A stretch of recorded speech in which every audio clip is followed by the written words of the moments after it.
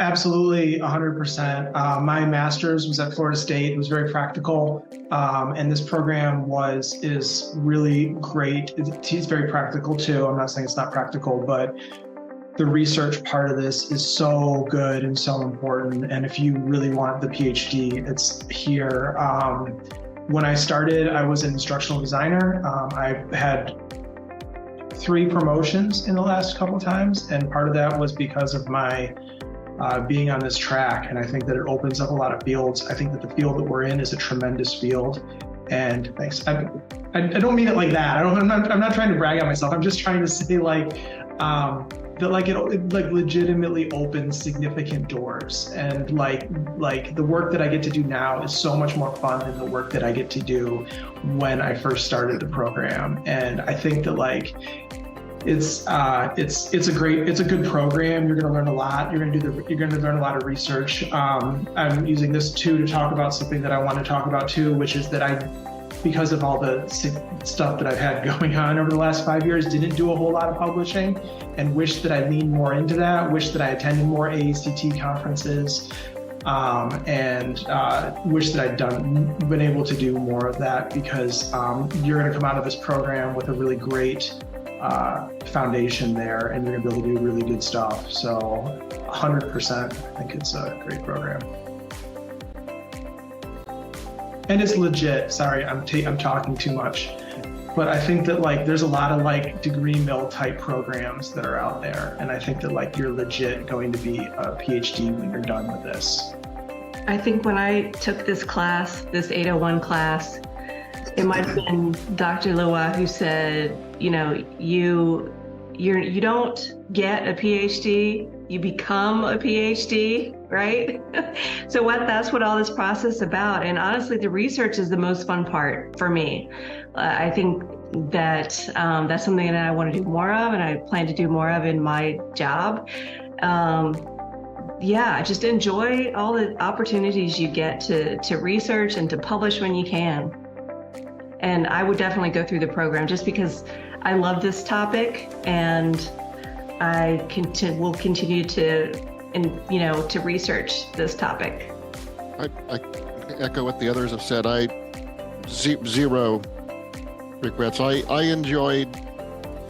can say I enjoyed all of my classes, some more than others, just because the topic to me was more interesting than that. But I enjoyed all of my classes. I enjoyed all of my instructors.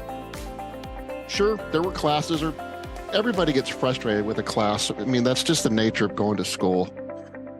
But I enjoyed them, and I've taken classes and earned master's degrees at several different universities, and I have nothing but great things that I'd experienced. And I actually came out. I live in Phoenix, and I came out in fall of 19. I flew out just so that I could meet some of my colleagues in class this is of course, before everybody locked themselves up for the next 3 years. But I came out, I got to go to a couple of the classes that were in the mixed modality.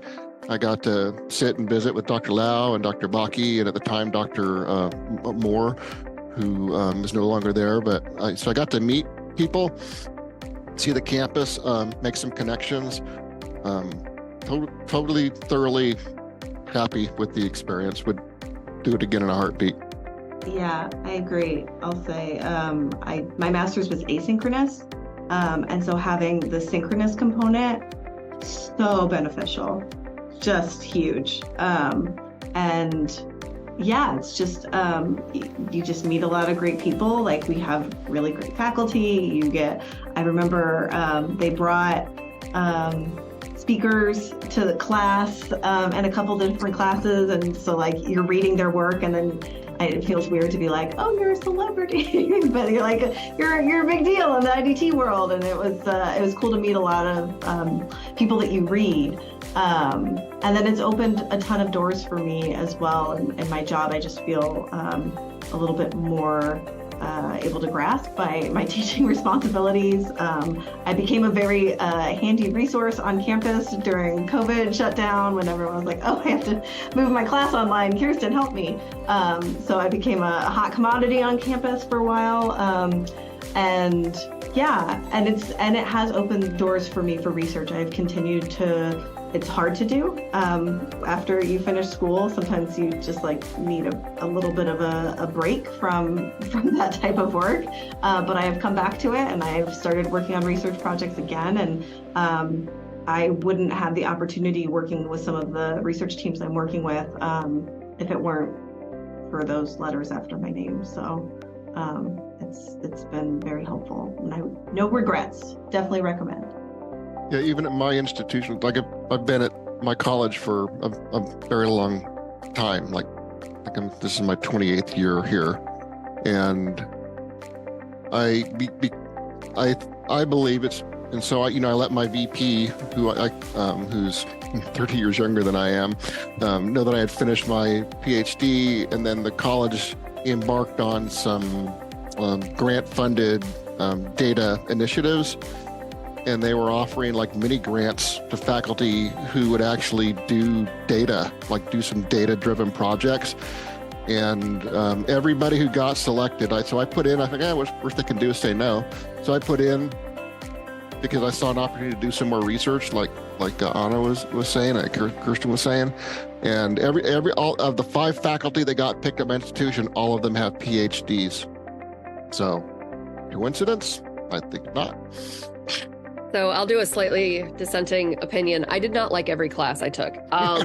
It was not, I loved the content. So I teach in this space. I teach graduate students. It's at the master's level. And what I loved was the flexibility. So like there's a course all about Rogers theory, and I teach that. So I was like, I don't need to take that. So I love that I could select the classes I needed and kind of take what I was interested in. But there were some classes, especially like the IDT courses that you had to do group projects, that I really did not like. We figured out in our little group who worked well together and who did not. And so whenever they're like, oh, we're going to choose groups at the beginning of the year, Dr. Lewis experiences, we're in the spreadsheet putting names before classes even begun, like pairing up, and instructors have been like, wait, we want to like assign groups. And we're like, don't do it. So there will be moments in which it may not be, well, there will be moments in which it's not like all rainbows and butterflies.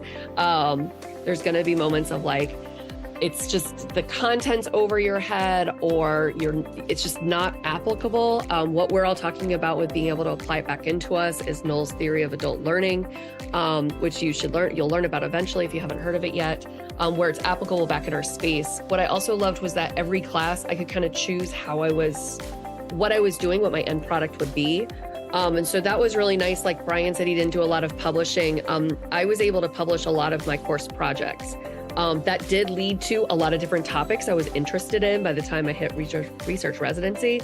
But like, it also allowed me to go through the publishing process with a lot of different things, with book chapters, with columns, with research, with like actual data, as I call it, real data, which sounds like I make up data, which I don't, but, but with actual data and being able to publish and kind of learn that piece. And so I know one of the questions Dr. Lewitt emailed us was about AECT, and that group has also been really helpful, the Association of Educational Communications and Tech. That's been really helpful for me in like communicating with and collaborating with other graduate students outside of the program and working on stuff.